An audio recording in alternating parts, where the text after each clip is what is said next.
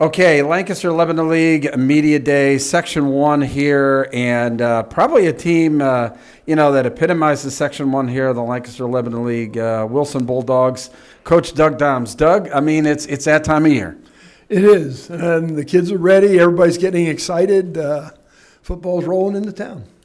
And there wasn't that big a difference for, obviously, Wilson. You were part of the Lancaster Lebanon League for many, many years. But what do you think some of the big things, this is year 2 now of the new and improved Lancaster Lebanon League with the Berks teams in there. What did you think came out, what are the most positive things that you saw come out about the incorporation of the Berks teams into the Lancaster Lebanon League? Well, I've been in favor of this merger since they first proposed it several years ago. And I think what it does, like you said, it doesn't really affect us much.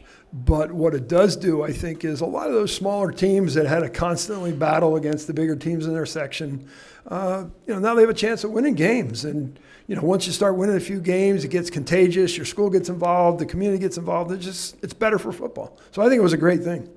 And what's better for football is, my gosh, your schedule. I mean, you go out and you take on all comers, obviously opening up at Roman Catholic, Central Dauphin, just a couple of your, non-league guys. But talk a little bit about, the philosophy of why you try and schedule those, big-time non-league opponents.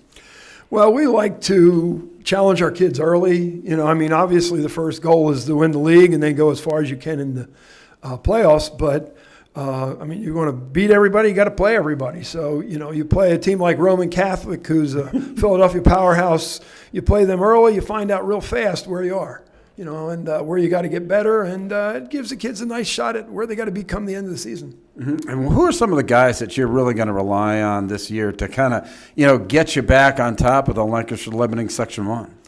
Well, our offensive line is going to be where it all starts. And, you have Jack Dendel back and Logan Kurzweig will be our 2 big anchors there.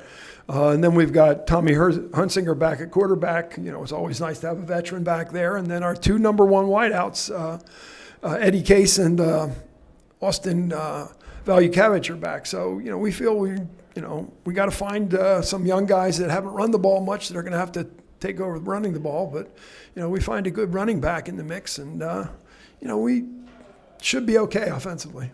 I tell you what, the one thing that I think, obviously, that we've both seen over the last couple of years is really the improvement in Section 1 from top to bottom. I mean, Hempfield coming up with, the win, last year, but obviously Reading High joining it, their improvement. And really, I think that the quality of football play in Section 1 has improved so dramatically over the last couple of years. What do you think? Well, everybody talks about, the big 3, Hempfield, Manheim Township, and us. But, Cedar Crest every year is getting a little bit better. Some of the teams like McCaskey and Reading, they have relatively young, inexperienced, well, I shouldn't say inexperienced, but new coaches, relatively new coaches. It takes a while to build a program. So, I saw a lot of positives there. Penn Manor's been getting better with a, relatively new coach. So, once the coaches have been there for a while and had an opportunity to get their system in, get the kids believing, yeah, Section 1's as good as you're going to find. Well, listen, it's always a pleasure to see you. I always, whenever I get to see Doug Dahms, I know I'm in the right place, that's for sure.